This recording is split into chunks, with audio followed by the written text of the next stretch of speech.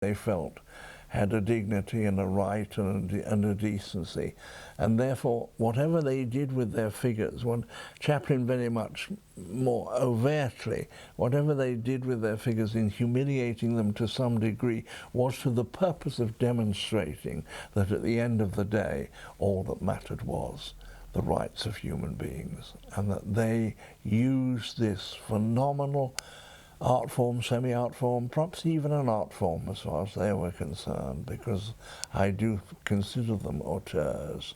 Yes, and all of these three, including Kurosawa, were in charge of practically every aspect of that's right of the film. Yes, I mean Chaplin I know because I knew him quite well, but amazing that Malik Dowd writes photographs to a certain extent, certainly directs the cinema photographer, operates, writes the music, designs the sets, manages the camera. I mean, and even designs the posters. Yeah, and designs the posters. Yes, absolutely. No, oh no, he is a remarkable, unique figure. Since you knew Chaplin well, I mean, did he even ever speak to you about Ray? Had he even seen his work? Yes, I don't think he knew a great deal about him. He'd certainly seen the opportunity. Oh, had he? Oh, unquestionably. That's we very talked interesting. About. Oh, yes, unequivocally so. I asked David Robinson, and I never quite got a clear answer. So you can Well, vouch I'm not sure for that David would have necessarily known.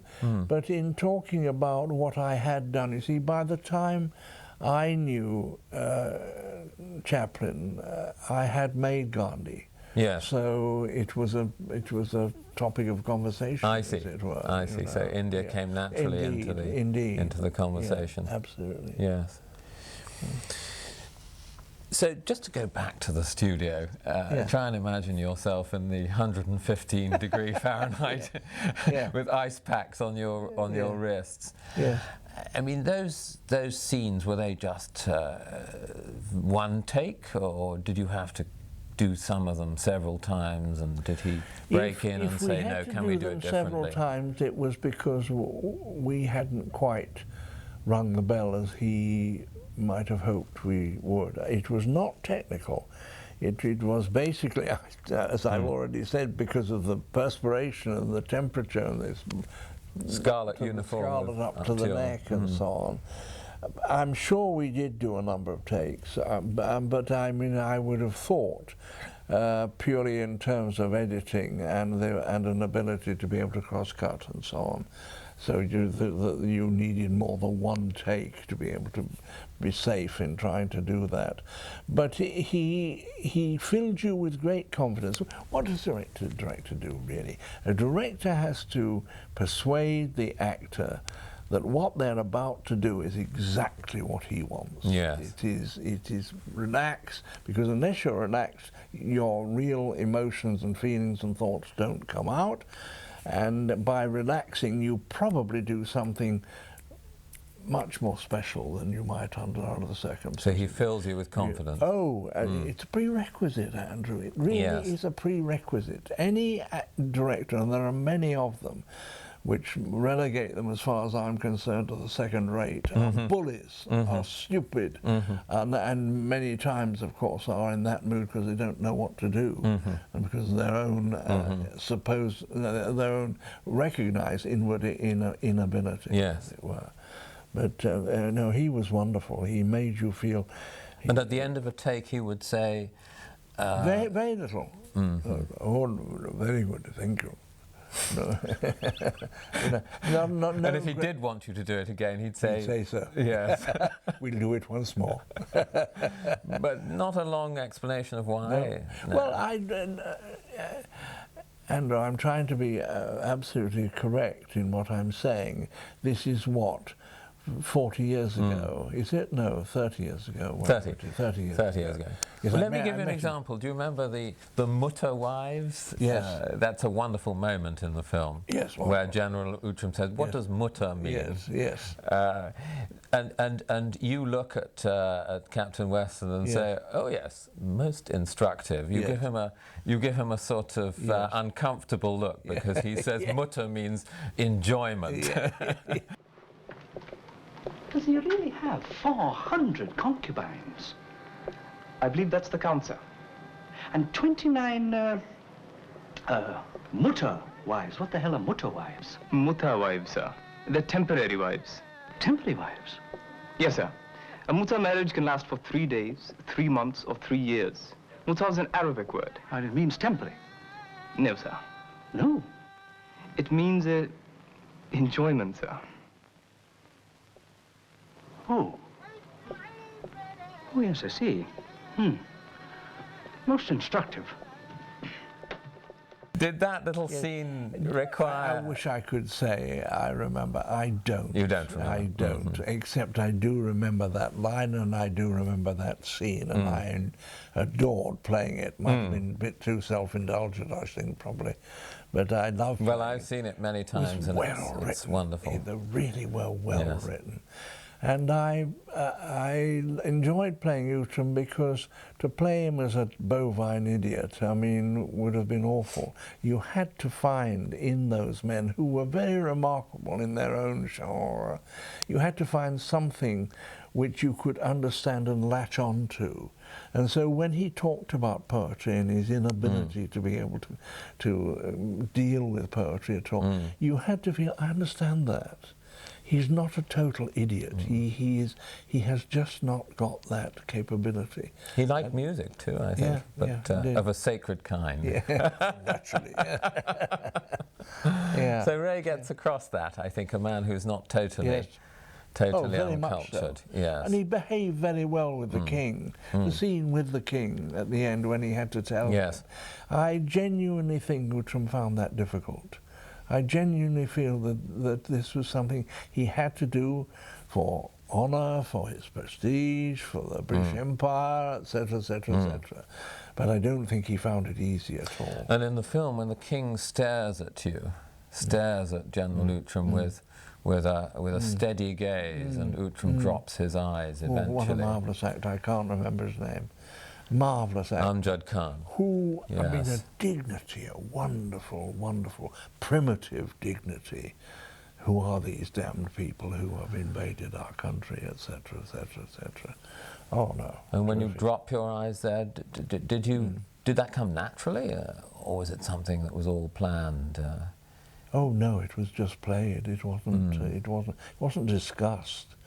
Because if you place yourself as an actor absolutely in the circumstances which are real and which you understand, and therefore have an empathy with, as it were, those sort of things are not things you work out, as it were. They do come in best form as a natural reaction. And that's what happened here. Oh, absolutely, I'm sure. He's a bewildering character, really, because... The king?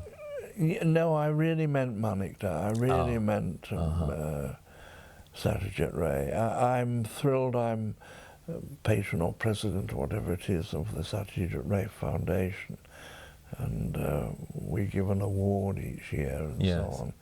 It's important that the award is given not only to a first movie, but also, and not purely, for the phenomenal capability with the camera and editing and some music and all that stuff, but because at the end of the day it demonstrates Satyajit Ray's terrific respect for human dignity and for an ability which he sees through his camera of telling the truth about human relationships and human experience, and demonstrates so much more than modern contemporary cinema does. That film, this semi-art form of this century, semi-art form because not all of it is very artistic, but semi-art form of this century, that cinema has, in my judgment, and his obviously, an ability to be able to reveal the strength and the frailties, the pain and the joy of human relationship. Without that honesty and humanity, one questions whether we are making the use of this phenomenal invention and creation of cinema And therefore, that's how I tend in many ways to address those who I think are auteurs. And I think that Satyajit Ray stands parallel with the best that have ever worked in the movies. When you call him bewildering, though, why did you use that adjective? In terms of him, yes, because I think I've rarely met genius which is so all-encompassing. I see.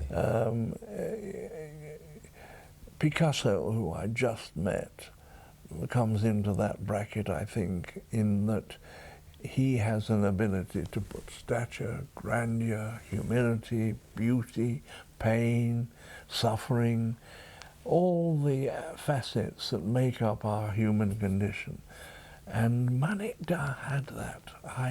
When I first saw Pathapanchali, I just could not believe that anybody could have captured such magic, unique magic, from a world of which I was utterly ignorant, and for whom the world would be ever grateful to this extraordinary 6'6" character who had devoted his life, because he was such an artist. I mean, he might just have drawn, he might just have composed music. When you look at his sketch drawings, we do it, we get somebody in even to do it, to do the manner in which we might assemble the shooting of that particular sequence. Manik did all their beautiful drawings, and he'd worked out his meticulousness. I remember a scene, I remember sitting behind a desk, ready to shoot, and I should think we waited 20 minutes while, and it may appear ridiculously fastidious, and it was not. He moved a pen holder this way and that in between me and the camera, really, because it was on the desk. And I should think he spent 20 minutes deciding where he finally wanted that to be. The scene took place, he had no reference to that at all, but in image terms, in composition terms. There's also a toy cannon on that desk. He might have been moving that around too. It might have been that. I remember it as a pen holder. Yes. But you're quite right, there was that cannon. Yes. And all the things, one or two things on the desk, he spent ages making absolutely sure what he wanted. Would he come and arrange your uniform for you? No. That was, other people helped you there? Yes, I mean, because I knew how to do it myself. But no, he was not fussy in that, to that extent. He was not fastidious. What he did had a contribution to make, and was very important to what he was up to doing. His attention to detail is formidable, isn't absolutely it? extraordinary. Yes. Absolutely. Have you ever seen that in any other director? You've worked for so many. Not really. I don't think in the same way. Would Chaplin have had that? Well, I never worked with him, of course, but I would think he probably did. Yes. So finally, would you like to have that kind of control as a director if you ideally could? I mean, do you feel it's the right way to make films? Well, I think it's the right way to achieve a unique piece of art. Yes. I think 99% of movies is not great art. I think it can be very good, and I think it has a massive amount. I think it's more important almost than any other art form at present. Well, that's a silly remark. How can it be more important than a book? But I think in terms of expression in theatre, opera, ballet, sculpture, painting, I think what he is able to do in terms of commanding the whole creation, from the written word down to it finally edited and put and presented, is extraordinary. That, to me, if it has greatness in it, demonstrates the name of auteur. And as I say, I've known three, and I suppose there are 3 or 4 more others which I am not going to identify.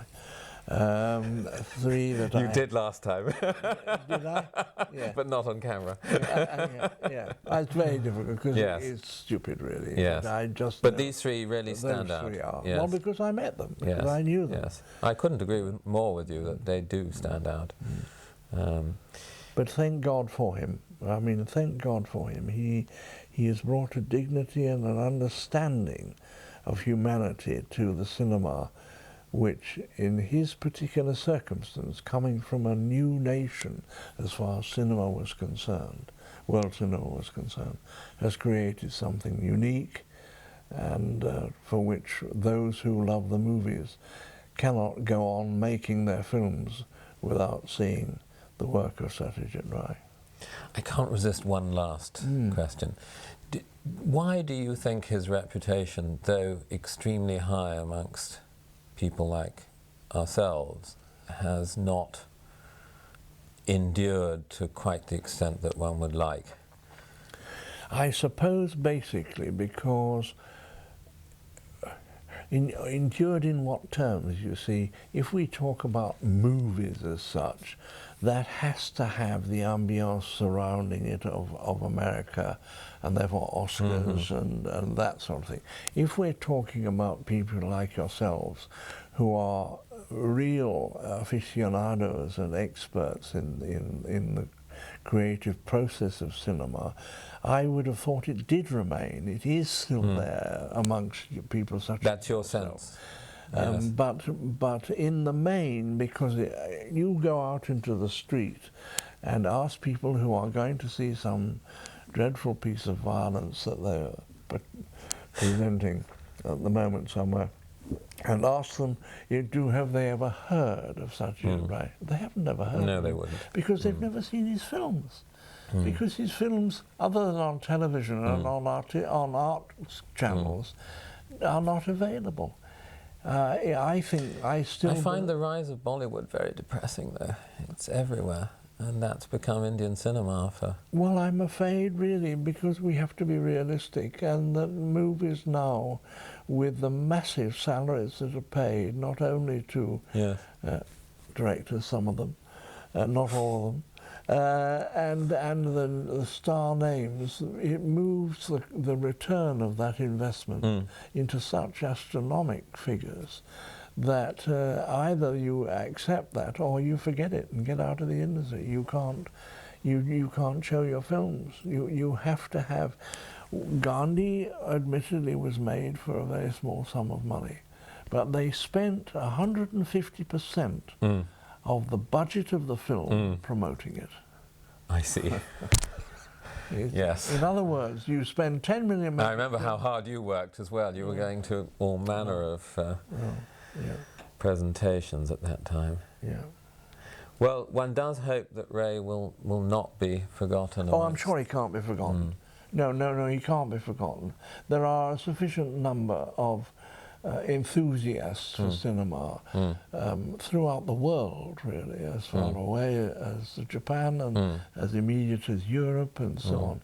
I mean, I think an organisation like the European Film Academy, is it called, have a responsibility to make sure that that Satyajit Ray, is not forgotten.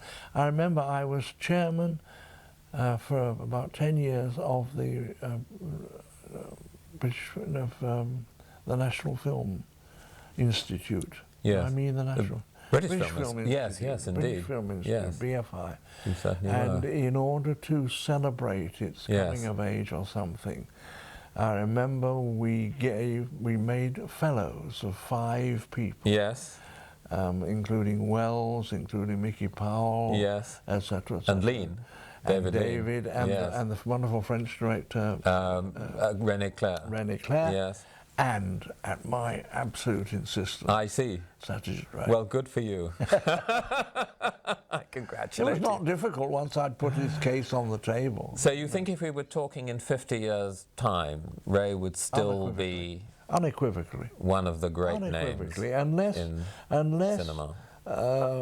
Pyrotechnics and stuff take over the whole industry, and the question of the position of human beings, human decency, human dignity is no longer part of cinema. While it is, and of course it should be, and must be if cinema's going to last, Ray must be part of that.